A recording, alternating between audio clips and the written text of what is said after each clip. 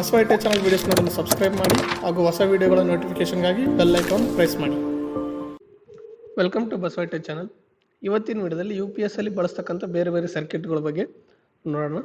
ಈ topic electronics mechanics second year ಅವರಿಗೆ trade theory ಸಬ್ಜೆಕ್ಟಲ್ಲಿ UPS chapter ಅಂದರೆ ಅನ್ಇಂಟರಪ್ಟಿಬಲ್ ಪವರ್ ಸಪ್ಲೈ ಚಾಪ್ಟ್ರಲ್ಲಿ ಬರುತ್ತೆ.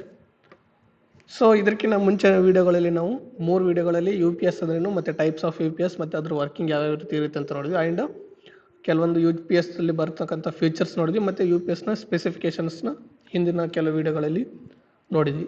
ಸೊ ಆ ಎಲ್ಲ ವೀಡಿಯೋ ಡಿಸ್ಕ್ರಿಪ್ಷನ್ ಲಿಂಕ್ಗಳನ್ನ ಡಿಸ್ಕ್ರಿಪ್ಷನ್ ಬಾಕ್ಸಲ್ಲಿ ಹಾಕಿರ್ತೀನಿ. ಸೊ ಅಲ್ಲಿ ಹೋಗಿ ನೀವು ಲಿಂಕ್ ಕ್ಲಿಕ್ ಮಾಡಿ ಆ ವೀಡಿಯೋಗಳನ್ನ ನೋಡ್ಬೋದು. ಸೊ ಇನ್ನು UPS ಸರ್ಕ್ಯೂಟ್ಸ್ ನೋಡೋಕ್ಕೆ ಮುಂಚೆ ಒಂದು ಟಾಪಿಕ್ ಬಗ್ಗೆ ನೋಡೋಣ, ಟೋಟಲ್ ಹಾರ್ಮೋನಿಕ್ ಡಿಸ್ಟಾರ್ಷನ್. ಸೊ ನಿನ್ನೆ ಸ್ಪೆಸಿಫಿಕೇಷನ್ಸ್ ಹೇಳಬೇಕಾದ್ರೆ ಒಂದು ಆನ್ಲೈನ್ UPS ಅಂದರೆ ನಾರ್ಮಲ್ ಕಂಪ್ಯೂಟರ್ ಜೊತೆ ಈಗೆಲ್ಲ ಬಳಸ್ತಕ್ಕಂಥದ್ದು ಆನ್ಲೈನ್ UPS. ಈ ಆನ್ಲೈನ್ UPSದು THD 2% ಇರುತ್ತೆ ಅಂತ ಹೇಳಿದೆ. ಅಂದರೆ total harmonic distortion 2% are less than 2% ಇರುತ್ತೆ ಅಂತ ಹೇಳಿದೆ. ಸೊ ಆ ಟೋಟಲ್ ಹಾರ್ಮೋನಿಕ್ ಡಿಸ್ಟಾರ್ಷನ್ ಅಂದರೆ ಏನಂತ ನೋಡೋಣ. So double conversion UPS gives voltage distortion problem created by the UPS. So ಈ ಡಬಲ್ ಕನ್ವರ್ಷನ್ UPS ಏನಿದೆ ಅಂದರೆ ಆನ್ಲೈನ್ UPS, ಇದರಲ್ಲೇ ಕೆಲವೊಂದು ವೋಲ್ಟೇಜ್ ಡಿಸ್ಟಾರ್ಷನ್ಗಳು ಕ್ರಿಯೇಟ್ ಆಗುತ್ತೆ. The input of double conversion UPS is essentially a big rectifier circuit. So ಈ UPS ನೋಡಿ, online UPS ಡೈರೆಕ್ಟಾಗಿ AC ಇಂದ ಬರ್ತಕ್ಕಂಥ ಔಟ್ಪುಟ್ ಏನು ಡಿವೈಸ್ ಕನೆಕ್ಟ್ ಮಾಡಿರ್ತೀವಿ ಔಟ್ಪುಟ್ಟಲ್ಲಿ ಅದಕ್ಕೆ ಕೊಡೋಲ್ಲ. ಅದನ್ನು AC ತೊಗೊಂಡು DC ಕನ್ವರ್ಟ್ ಮಾಡಿ ಆಮೇಲೆ ಅದನ್ನು ಮತ್ತೆ ಇನ್ವರ್ಟ್ರಿಂದ AC ಕನ್ವರ್ಟ್ ಮಾಡಿ ಅಲ್ಲಿಂದ ಔಟ್ಪುಟ್ ಕೊಡುತ್ತೆ.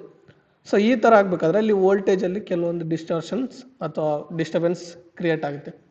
ಸೊ ಈ ಥರ ಕ್ರಿಯೇಟ್ ಆಗುತ್ತಲ್ಲ ಡಿಸ್ಟರ್ಬೆನ್ಸ್, ಅದಕ್ಕೆ ನಾವು UPS ಡಿಸ್ಟರ್ಬೆನ್ಸ್ ಅಂತ ಕರಿತೀವಿ. ಸೊ ದ ವೋಲ್ಟೇಜ್ ಡಿಸ್ಟಾರ್ಷನ್ ಅಂದರೆ ಈ ಥರ ಆಗೋಂಥ ವೋಲ್ಟೇಜಲ್ಲಿ ಆಗೋಂಥ ಡಿಸ್ಟಾರ್ಷನ್ ಅಥವಾ ಡಿಸ್ಟರ್ಬೆನ್ಸ್ ಏನಿರುತ್ತೋ ಇದೆಲ್ಲ ಏನು ಮಾಡುತ್ತೆ ಅಂದರೆ ಏನೇನು ಎಲೆಕ್ಟ್ರಿಕಲ್ ಎಕ್ವಿಪ್ಮೆಂಟ್ಸ್ನ ಕನೆಕ್ಟ್ ಮಾಡಿರ್ತೀವಿ UPSಗೆ ಅದಕ್ಕೆಲ್ಲದಕ್ಕೂ ಪ್ರಾಬ್ಲಮ್ಸ್ನ ಕ್ರಿಯೇಟ್ ಮಾಡುತ್ತೆ. ಸೊ ಅದೆಲ್ಲದಕ್ಕೂ ಅಷ್ಟೇ ಅಲ್ಲದೆ UPS ಸರ್ಕ್ಯೂಟ್ ಏನಿರುತ್ತೆ ಮುಂದೆ ಆ UPS ಸರ್ಕ್ಯೂಟ್ಗೂ ಕೂಡ ಪ್ರಾಬ್ಲಮ್ಸ್ನ ಕ್ರಿಯೇಟ್ ಮಾಡುತ್ತೆ.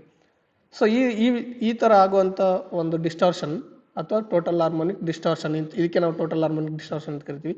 ಇದನ್ನು ಎಲಿಮಿನೇಟ್ ಮಾಡಬೇಕು, ಎಷ್ಟು ಸಾಧ್ಯ ಆಗುತ್ತೋ ಅಷ್ಟು ಎಲಿಮಿನೇಟ್ ಮಾಡಬೇಕು. ಆವಾಗ ನಾವು UPS ಸರ್ಕ್ಯೂಟ್ ಆಗಿರ್ಬೋದು ಮತ್ತು ಅದಕ್ಕೆ ಔಟ್ಪುಟ್ಟಲ್ಲಿ ಬಳಸ್ತಕ್ಕಂಥ ಎಲೆಕ್ಟ್ರಿಕಲ್ ಎಕ್ವಿಪ್ಮೆಂಟ್ ಆಗಿರ್ಬೋದು ಸೇಫಾಗಿ ವರ್ಕ್ ಮಾಡುತ್ತೆ. It will also cause more power to be lost in the wiring supplying power to the UPS due to the spikes in current flow. So ಈ ಒಂದು ಟೋಟಲ್ ಡಿಸ್ಟಾರ್ಷನ್ ಏನಿದೆ ಅದೇನು ಮಾಡುತ್ತೆ ಅಂದರೆ ಪವರ್ ಲಾಸ್ ಆಗೋದು ಕೂಡ ಒಂದು ರೀಸನ್. ಸೊ ಪವರ್ ಲಾಸ್ ಯಾವ ಥರ ಆಗುತ್ತೆ ಅಂದರೆ ಏನು ವೈರಿಂಗ್ನ ಯೂಸ್ ಮಾಡಿರ್ತೀವಿ ನಾವು ಸಪ್ಲೈ ಮಾಡೋದಕ್ಕೆ, ಪವರ್ ಸಪ್ಲೈ ಮಾಡೋದಕ್ಕೆ, ಆ ವೈರಲ್ಲಿ ಕೂಡ ಈ ಒಂದು ಕರೆಂಟಲ್ಲಿ ಆಗುವಂಥ ಆಟೋಮೆಟಿಕ್ ಅಥವಾ ಸಡನ್ ಸ್ಪೈಕ್ಸಿಂದ ಮೋರ್ ಪವರ್ ಲಾಸ್ ಆಗುತ್ತೆ. ಸೊ ಅದೆಲ್ಲ ತಡೆಗಟ್ಟಬೇಕಾದ್ರೆ ಒಂದು ಸರ್ಕ್ಯೂಟ್ನ ಯೂಸ್ ಮಾಡ್ತಿದ್ರು, ಅದಕ್ಕೆ ನಾವು ಹಾರ್ಮೋನಿಕ್ ಡಿಸ್ಟಾರ್ಷನ್ ಸಪ್ರೆಸರ್ ಅಂತ ಕರಿತೀವಿ. ಅಥವಾ ಈ ಒಂದು ನಾಯ್ಸ್ ಏನಿದೆ ಅಥವಾ ಡಿಸ್ಟಾರ್ಷನ್ ಏನಿದೆ ಈ ಥರ THD ಇಂದ ಕ್ರಿಯೇಟ್ ಆಗುವಂಥ ನಾಯ್ಸ್ ಏನಿದೆ ಅದನ್ನು ಕಂಟ್ರೋಲ್ ಮಾಡೋದಕ್ಕೆ ಒಂದು ಸರ್ಕ್ಯೂಟ್ನ ಯೂಸ್ ಮಾಡ್ತಿದ್ರು. ಆ ಸರ್ಕ್ಯೂಟ್ ಏನು ಮಾಡ್ತಿತ್ತು ಅಂದರೆ ಒಂದು ಮೊದಲಿಗೆ ಇದ್ದಾಗಂತಂದ್ರೆ ಕ್ಲಾಸಿಕ್ ಟೈಪ್ ಏನು ಇನ್ವರ್ಟರ್ಸ್ ಇದ್ದವು ಅಥವಾ UPS ಇದ್ದವು ಅದರಲ್ಲಿ ಬಳಸ್ತಕ್ಕಂಥ ರೆಕ್ಟಿಫೈಯರ್ ಸರ್ಕ್ಯೂಟ್ಗಳಿಂದ ಅಪ್ ಟು 25 to 30% ಅಷ್ಟು ಈ THDನ ಪ್ರೊಡ್ಯೂಸ್ ಮಾಡ್ತಾಯಿತ್ತು, ಅಂದರೆ total harmonic ಡಿಸ್ಟಾರ್ಷನ್ನ produce ಮಾಡ್ತಾಯಿತ್ತು.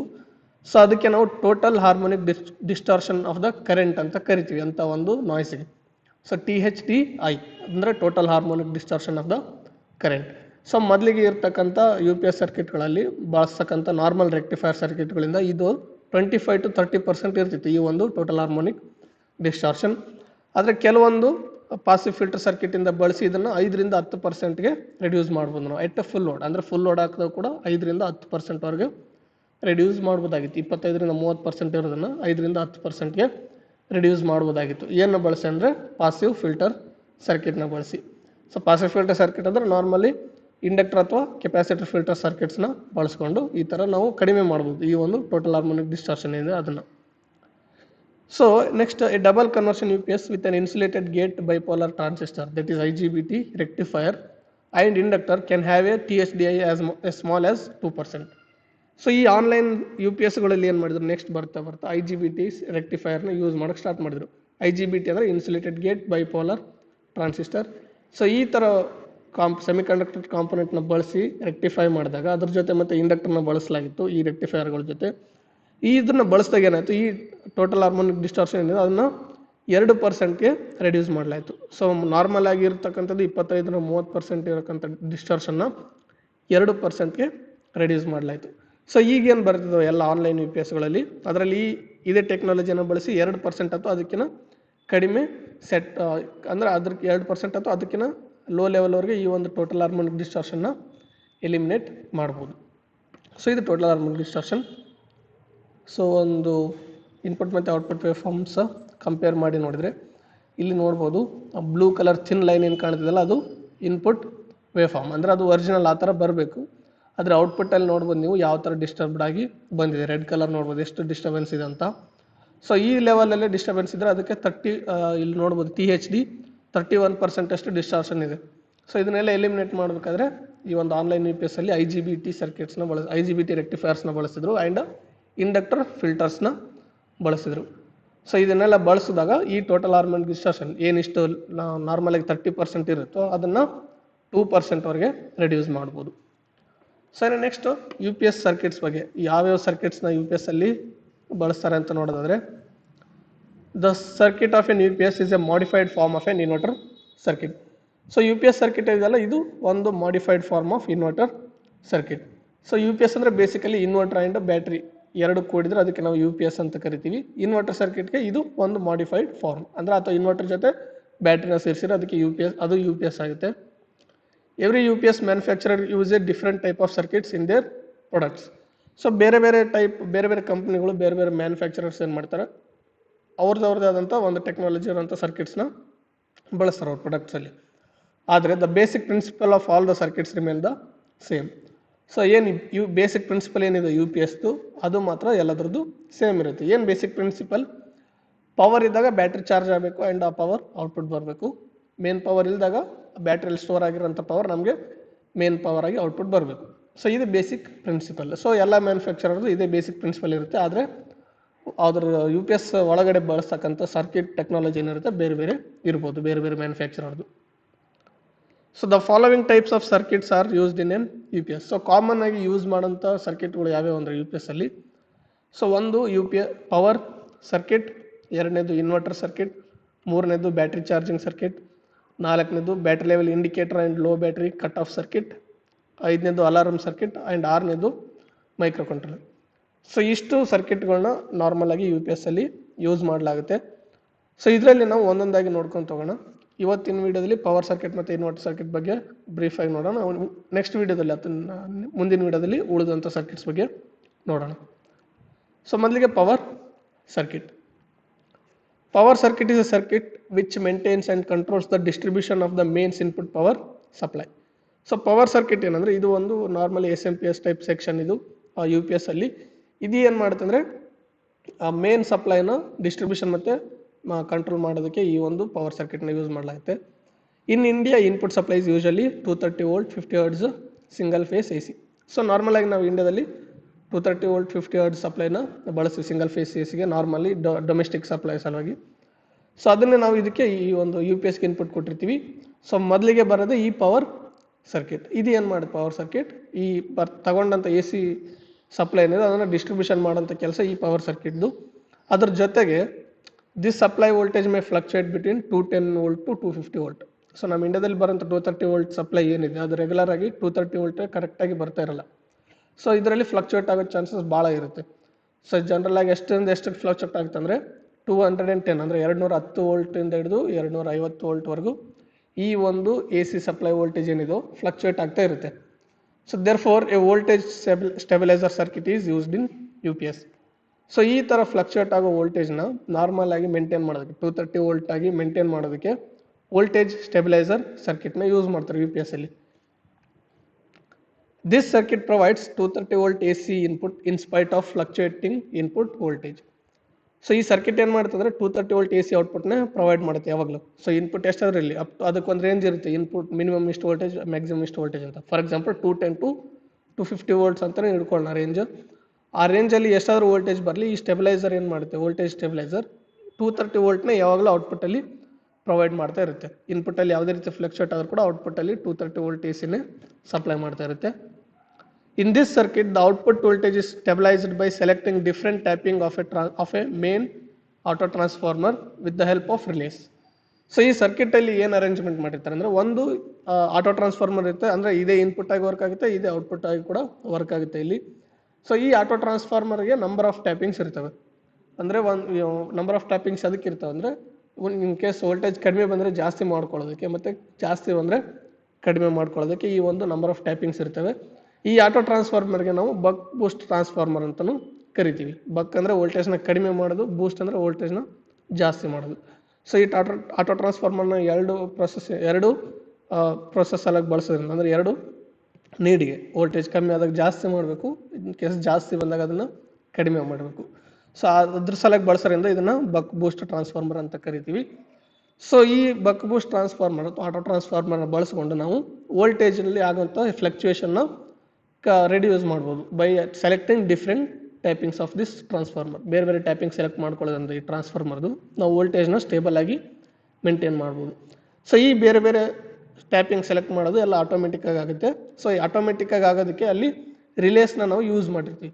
So relies ಬಳಸ್ಕೊಂಡು ಈ ಒಂದು ವೋಲ್ಟೇಜ್ ಸ್ಟೆಬಿಲೈಸರ್ ಸರ್ಕ್ಯೂಟಲ್ಲಿ ಆಟೋಮೆಟಿಕ್ ಸ್ಟೆಬಿಲೈಸೇಷನ್ ಆಗುತ್ತೆ. This stabilised voltage supplied to the computer and monitor etcetera. So ಈ ಥರ ಸ್ಟೆಬಿಲೈಸ್ ಮಾಡಿದಂಥ ಔಟ್ಪುಟ್ ವೋಲ್ಟೇಜ್ ಏನಿರುತ್ತೆ ಅದು ಕಂಪ್ಯೂಟರ್ ಮತ್ತು ಮಾನಿಟರ್ಗೆ ನಾವು ಕನೆಕ್ಟ್ ಮಾಡ್ತೇವೆ ಔಟ್ಪುಟ್ಟಲ್ಲಿ. ಸೊ ಇದಿಷ್ಟು ಪವರ್ ಸರ್ಕ್ಯೂಟ್. ಅಂದರೆ ಪವರ್ ಸರ್ಕ್ಯೂಟಲ್ಲಿ ಏನೇನಾಗುತ್ತೆ, ಮೇನ್ ಪವರ್ ಸರ್ಕ್ಯೂಟಲ್ಲಿ ಏನಾಗುತ್ತೆ ಅಂದರೆ, ಬರೋವಂಥ ವೋಲ್ಟೇಜ್ನ ಸ್ಟೇಬಲ್ ಆಗಿ ಮೇಂಟೈನ್ ಮಾಡೋದಕ್ಕೆ ಈ ಪವರ್ ಸರ್ಕ್ಯೂಟ್ನ ಯೂಸ್ ಮಾಡ್ತೀವಿ. ಆಮೇಲೆ ಇದನ್ನು ಬೇರೆ ಬೇರೆ ಸಲಾಗಿ ನಾವು ಔಟ್ಪುಟ್ ತೊಗೊಳ್ತೀವಿ. ಫಾರ್ ಎಕ್ಸಾಂಪಲ್ ಇನ್ಬಿಲ್ಟ್ ಬ್ಯಾಟ್ರಿ ಇರುತ್ತಲ್ಲ, ಆ ಬ್ಯಾಟ್ರಿನ ಚಾರ್ಜ್ ಮಾಡೋದಕ್ಕಾಗಿರ್ಬೋದು, ಆ್ಯಂಡ್ ಔಟ್ಪುಟ್ಟಲ್ಲಿ ಕನೆಕ್ಟ್ ಮಾಡೋಂಥ ಎಲೆಕ್ಟ್ರಿಕಲ್ ಇಕ್ವಿಪ್ಮೆಂಟ್ ಅಥವಾ ಎಲೆಕ್ಟ್ರಾನಿಕ್ ಇಕ್ವಿಪ್ಮೆಂಟ್ನ ಪವರ್ ಮಾಡೋದಕ್ಕೆ ಆಗಿರ್ಬೋದು. ಸೊ ಇದಿಷ್ಟು power circuit. And the line filter circuit, voltage spike suppressor etcetera circuits are also incorporated in the power circuit. So ಲೈನಲ್ಲಿ ಆಗುವಂಥ ಫ್ಲಕ್ಚುಯೇಷನ್ ತಡೆಗಟ್ಟೋದಕ್ಕೆ ಮತ್ತು ಸಡನ್ ಆಗಿ ವೋಲ್ಟೇಜ್ ಇನ್ಕ್ರೀಸ್ ಆಗುತ್ತಲ್ಲ ಅದನ್ನೆಲ್ಲ ಸಪ್ರೆಸ್ ಮಾಡೋದಕ್ಕೆ ಬೇರೆ ಬೇರೆ ಸರ್ಕ್ಯೂಟ್ನ ಯೂಸ್ ಮಾಡ್ತೀವಿ. ಲೈನ್ ಫಿಲ್ಟರ್ ಸರ್ಕ್ಯೂಟ್ ಆಗಿರ್ಬೋದು ಅಥವಾ ವೋಲ್ಟೇಜ್ ಸ್ಪೈಕ್ ಸಪ್ರೆಸರ್ ಸರ್ಕ್ಯೂಟ್ ಆಗಿರ್ಬೋದು. ಈ ಥರ ಎಲ್ಲ ಸರ್ಕ್ಯೂಟ್ ಈ ಪವರ್ ಸರ್ಕ್ಯೂಟಲ್ಲೇ ಬರುತ್ತೆ, ಈ ಪವರ್ ಸರ್ಕ್ಯೂಟ್ ಸೆಕ್ಷನಲ್ಲೇ ಬರುತ್ತೆ ಇದೆಲ್ಲ. ಸೊ ಇದಿಷ್ಟು power circuit. Next inverter circuit. For preparing the 230 volt AC from batteries 12 volt DC an inverter circuit is used. So ನಮ್ಮ ಮೊದಲೇ ಗೊತ್ತಿದ್ದಂಗೆ UPS ಅಲ್ಲಿ ನಾವು 12 volt ಬ್ಯಾಟ್ರಿನ ಯೂಸ್ ಮಾಡ್ತೀವಿ. ಸೊ 12 volt ಬ್ಯಾಟ್ರಿ ಏನು ಮಾಡುತ್ತೆ, ಮೇನ್ ಪವರ್ ಸಪ್ಲೈ ಇದ್ದಾಗ ಚಾರ್ಜ್ ಆಗಕ್ಕೆ ಸ್ಟಾರ್ಟ್ ಆಗುತ್ತೆ, ಆ್ಯಂಡ್ ಫುಲ್ ಚಾರ್ಜ್ ಆದಮೇಲೆ ಅದು ಚಾರ್ಜ್ ಆಗೋದು ನಿಲ್ಲಿಸುತ್ತೆ. ಸೊ ಈ ಥರ ಚಾರ್ಜ್ ಆಗಿರೋಂಥ ಬ್ಯಾಟ್ರಿ ಔಟ್ಪುಟ್ ಎಷ್ಟು ಬರುತ್ತೆ ನಮಗೆ ಅಂದರೆ 12 volt DC ಔಟ್ಪುಟ್ ಬರುತ್ತೆ. ಆ 12 volt DC ನಾವು ಈಗ 230 volt AC ಆಗಿ ಔಟ್ಪುಟ್ ತಗೋಬೇಕಾದ್ರೆ ಈ ಒಂದು ಇನ್ವರ್ಟರ್ ಸರ್ಕ್ಯೂಟ್ ಯೂಸ್ ಆಗುತ್ತೆ. ಈ ಇನ್ವರ್ಟರ್ ಸರ್ಕ್ಯೂಟ್ ಏನು ಮಾಡ್ತಂದರೆ 12 volt DC ಸಪ್ಲೈ ಇರೋದನ್ನು 230 volt AC ಸಪ್ಲೈ ಆಗಿ ಕನ್ವರ್ಟ್ ಮಾಡುತ್ತೆ. Inverter is the circuit which performs the opposite function of the rectifier circuit, that is inverter converts DC into AC. So ಇದನ್ನು ನಾವು opposite to rectifier function ಅಂತ ಹೇಳ್ಬೋದು. Rectifier ಏನು ಮಾಡುತ್ತೆ, AC ಇರೋದನ್ನು DC ಮಾಡುತ್ತೆ, ಆದರೆ ಈ ಇನ್ವರ್ಟರ್ ಏನಾದ್ರು ಅದಕ್ಕೆ ಅಪೋಸಿಟ್ ಫಂಕ್ಷನ್ನ ಕ್ರಿಯೇಟ್ ಮಾಡುತ್ತೆ, ಅಂದರೆ DC ಇರೋದನ್ನು ACಗೆ ಕನ್ವರ್ಟ್ ಮಾಡುತ್ತೆ. ಇದರ ಸಲುವಾಗಿ ಈ ಇನ್ವರ್ಟರಲ್ಲಿ ಆಸಿಲೇಟರ್ ಸರ್ಕ್ಯೂಟ್ನ ಬಳಸಿರ್ತಾರೆ, ಮಾಸ್ಫೆಟ್ ಬೇಸ್ಡ್ ಆಸಿಲೇಟರ್ ಸರ್ಕ್ಯೂಟ್. ಈ ಆಸಿಲೇಟರ್ ಸರ್ಕ್ಯೂಟ್ ಏನು ಮಾಡ್ತಾರೆ, ಎಕ್ಸಾಕ್ಟ್ 50 Hz ಸೈನ್ ವೇವ್ನ ಪ್ರೊಡ್ಯೂಸ್ ಮಾಡುತ್ತೆ. ಈ ಸೈನ್ ವೇವ್ನ ನೆಕ್ಸ್ಟ್ ಆಂಪ್ಲಿಫೈ ಮಾಡಿ ಆಮೇಲೆ ಅದನ್ನು ಪವರ್ ಆಂಪ್ಲಿಫೈ ಮಾಡಲಾಗುತ್ತೆ. ಪವರ್ ಆಂಪ್ಲಿಫೈರ್ ಸರ್ಕ್ಯೂಟಿಂದ ಆಂಪ್ಲಿಫೈ ಮಾಡಲಾಗುತ್ತೆ. ಸೊ ಈ ಥರ ನಮ್ಗೆ ಏನಾಗುತ್ತೆ 50 Hz ಸೈನ್ ವೇವ್ ಪ್ರೊಡ್ಯೂಸ್ ಆಗುತ್ತೆ ಈ ಬ್ಯಾಟ್ರಿ ಪವರ್ ತಗೊಂಡು. ಆ್ಯಂಡ್ ಇಲ್ಲಿ ನೋಡ್ಬೋದು ಇದು ಒಂದು ಇನ್ವರ್ಟರ್ ಬ್ಲಾಕ್ ಡಯಾಗ್ರಾಮ್, ಅಂದರೆ ಟೋಟಲ್ ಎಲ್ಲ ಬಂತು ವಿತ್ ಬ್ಯಾಟ್ರಿ ಎಲ್ಲ ಚೇಂಜ್ ಓವರ್ ಸರ್ಕ್ಯೂಟ್ ಎಲ್ಲ ಬಂತು. ಆದರೆ ಇದರಲ್ಲಿ ನೋಡ್ಬೋದು ಮೇಲೆ 4 ಬ್ಲಾಕ್ಸ್ ಇದಾವೆ. ಈ ಸೆಕ್ಷನ್ಗೆ ನಾವು ಇನ್ವರ್ಟರ್ ಸೆಕ್ಷನ್ ಅಂತ ಕರಿತೀವಿ. ಸೊ ಇದರಲ್ಲಿ main oscillator, MOSFET based oscillator, ಇದೇನು ಮಾಡುತ್ತೆ 50 Hz ಸೈನ್ ವೇವ್ನ ಪ್ರೊಡ್ಯೂಸ್ ಮಾಡುತ್ತೆ. ಆಮೇಲೆ ಡ್ರೈವರ್ ಸೆಕ್ಷನ್ ಅಂದರೆ ಆಂಪ್ಲಿಫೈಯರ್ ಸೆಕ್ಷನ್, ಇದನ್ನು ಈ ಬಂದಂಥ 50 Hz AC ಇದು ಆಂಪ್ಲಿಫೈ ಮಾಡುತ್ತೆ. ನೆಕ್ಸ್ಟ್ ಚಾಪಿಂಗ್ ಸ್ವಿಚಿಂಗ್ ಸೆಕ್ಷನ್, ಇದು ಮೇಂಟೈನ್ ಅಂದರೆ ಯಾವಾಗಲೂ ಔಟ್ಪುಟ್ ಒಂದೇ ರೀತಿ ಮೇಂಟೈನ್ ಮಾಡೋದಕ್ಕೆ ಈ ಚಾಪಿಂಗ್ ಅಥವಾ ಸ್ವಿಚಿಂಗ್ ಸೆಕ್ಷನ್ ಇರುತ್ತೆ. ಸೊ ಇದಾದ್ಮೇಲೆ next this amplified 50 Hz sine wave is then stepped up to 230 volt by using step up transformer. So ಈ ಥರ ಬಂದಂಥ ಆಸಿಲೇಟರಿಂದ ಬಂದಂಥ 50 Hz ಏನು ಸೈನ್ ವೇವ್ ಇದೆಯೋ ಅದನ್ನು ಸ್ಟೆಪ್ ಅಪ್ ಮಾಡಲಾಗುತ್ತೆ. ಇನ್ವರ್ಟರ್ ಟ್ರಾನ್ಸ್ಫಾರ್ಮರ್ ಅಥವಾ ಸ್ಟೆಪ್ ಅಪ್ ಟ್ರಾನ್ಸ್ಫಾರ್ಮರ್ ಬಳಸಿ 230 voltಗೆ ಸ್ಟೆಪ್ ಅಪ್ ಮಾಡಲಾಗುತ್ತೆ. ನೆಕ್ಸ್ಟ್ ಆ 230 voltನ ನಾವು ಔಟ್ಪುಟ್ಗೆ ಸಪ್ಲೈ ಮಾಡ್ತೀವಿ. ಅಂದರೆ ಔಟ್ಪುಟ್ಟಲ್ಲಿ ಏನು ಕನೆಕ್ಟ್ ಮಾಡಿರ್ತೀವಲ್ಲ ಔಟ್ಪುಟ್ ಸಾಕೆಟಲ್ಲಿ, ಅದಕ್ಕೆ ನಾವು ಈ 230 voltನ ಸಪ್ಲೈ ಮಾಡ್ತೀವಿ. Next the inverter circuit also includes overload cut off circuit, change over circuit etcetera. So inverter ಕೆಲಸ ಏನಂದರೆ 12 volt DC ಇರೋದನ್ನು 230 volt AC ಆಗಿ ಮಾಡೋದು. ಅದಷ್ಟೇ ಅಲ್ಲದೆ ಇದರಲ್ಲಿ ಬೇರೆ ಬೇರೆ ಸರ್ಕ್ಯೂಟ್ಗಳು ಕೂಡ ಇರ್ತವೆ. ಪ್ರೊಟೆಕ್ಷನ್ ಸರ್ಕ್ಯೂಟ್ ಏನೇನಂದರೆ, ಒಂದು ಓವರ್ಲೋಡ್ ಕಟ್ ಆಫ್ ಸರ್ಕ್ಯೂಟ್ ಆಗಿರ್ಬೋದು. ಅಂದರೆ ಔಟ್ಪುಟ್ ಸಾಕೆಟಿಂದ ನಾವು ಜಾಸ್ತಿ ಪವರ್ ತೊಗೊಳಕ್ಕೆ ಸ್ಟಾರ್ಟ್ ಮಾಡಿದಾಗ, ಅಂದರೆ ಇನ್ವರ್ಟರ್ ಲಿಮಿಟ್ ಏನಿರುತ್ತೋ ಅದಕ್ಕಿಂತ ಜಾಸ್ತಿ ಪವರ್ ತೊಗೊಳಕ್ಕೆ ಸ್ಟಾರ್ಟ್ ಮಾಡಿದಾಗ ಏನಾಗುತ್ತೆ, ಈ ಒಂದು ಇನ್ವರ್ಟರ್ ಕಟ್ ಆಫ್ ಆಗಬೇಕು. ಅಂದರೆ ಇನ್ವರ್ಟರ್ ಡ್ಯಾಮೇಜ್ ಆಗಲಾರ್ದಂಗೆ ನೋಡ್ಕೊಳ್ಳೋದಕ್ಕೆ ಇನ್ವರ್ಟರ್ ಸರ್ಕ್ಯೂಟ್ ಏನಿರುತ್ತೆ ಅದು ತನ್ನ ಫಂಕ್ಷನ್ನ ಆಫ್ ಮಾಡಬೇಕು. ಅಂದರೆ ಕಟ್ ಆಫ್ ಆಗಬೇಕು, ಅಲ್ಲಿ ವರ್ಕ್ ಏನಿರುತ್ತೆ ಅದು ನಿಂತ್ಕೋಬೇಕು, ಔಟ್ಪುಟ್ ಯಾವುದೇ ರೀತಿ ಬರಬಾರ್ದು. ಸೊ ಅದನ್ನು ಓವರ್ಲೋಡ್ ಕಟ್ ಆಫ್ ಸರ್ಕ್ಯೂಟ್ ಮಾಡುತ್ತೆ ಆ ಕೆಲಸನ. ಈ ಒಂದು ಸರ್ಕ್ಯೂಟ್ ಆಗಿರ್ಬೋದು. ಮತ್ತು ಚೇಂಜ್ ಓವರ್ ಸರ್ಕ್ಯೂಟ್. ಈ ಚೇಂಜ್ ಓವರ್ ಸರ್ಕ್ಯೂಟ್ ಏನಂದರೆ, ಮೇನ್ ಪವರ್ ಸಪ್ಲೈ ಬಂದಾಗ ಮೇನಿಂದ ಔಟ್ಪುಟ್, ಮೇನ್ ಸಪ್ಲೈಯಿಂದನೇ ಔಟ್ಪುಟ್ ಕೊಡಬೇಕು direct. And main power supply ಹೋದಾಗ ಆಫ್ ಆದಾಗ ಬ್ಯಾಟ್ರಿಯಿಂದ ಪವರ್ ತೊಗೊಂಡು ಅದನ್ನು ಸ್ವಿಚಿಂಗ್ ಮಾಡಬೇಕು ಔಟ್ಪುಟ್ಗೆ. ಈ ಒಂದು ಸರ್ಕ್ಯೂಟ್ಗೆ ಚೇಂಜ್ ಓವರ್ ಸರ್ಕ್ಯೂಟ್ ಅಂತ ಕರಿತೀವಿ. ಆ ಸರ್ಕ್ಯೂಟ್ಗಳು ಕೂಡ ಈ ಒಂದು ಇನ್ವರ್ಟರ್ ಸೆಕ್ಷನಲ್ಲೇ ಬರುತ್ತೆ. ಸೊ ಇದಿಷ್ಟು ಪವರ್ ಸರ್ಕ್ಯೂಟ್ ಮತ್ತು ಇನ್ವರ್ಟರ್ ಸರ್ಕ್ಯೂಟ್. ಇನ್ನು ಉಳಿದಂಥ 4 ಸರ್ಕ್ಯೂಟ್ಗಳನ್ನ ಅಥವಾ 4 ಸೆಕ್ಷನ್ಸ್ನ ನಾಳಿನ ವಿಡಿಯೋದಲ್ಲಿ ಅಥವಾ ಮುಂದಿನ ವಿಡಿಯೋದಲ್ಲಿ ನೋಡೋಣ. ಸೊ ಈ ವಿಡಿಯೋ ನಿಮ್ಗೆ ಇಷ್ಟ ಇದ್ದರೆ ಲೈಕ್ ಮಾಡಿ, ಶೇರ್ ಮಾಡಿ, ಮತ್ತು ಬಸವ ಟೆಕ್ ಚಾನಲ್ನ ಸಬ್ಸ್ಕ್ರೈಬ್ ಮಾಡಿ, ಪಕ್ಕದಲ್ಲಿರೋಂಥ ಬೆಲ್ ಐಕನ್ ಪ್ರೆಸ್ ಮಾಡಿ ಆಲ್ ಅಂತ ಚೂಸ್ ಮಾಡಿ. ಈ ಥರ ಮಾಡೋದ್ರಿಂದ ನಾವು ಅಪ್ಲೋಡ್ ಮಾಡೋಂಥ ಪ್ರತಿಯೊಂದು ವಿಡಿಯೋ ನೋಟಿಫಿಕೇಶನ್ ಕೂಡ ನಿಮ್ಮ ಮೊಬೈಲ್ಗೆ ಬರುತ್ತೆ. Thank you.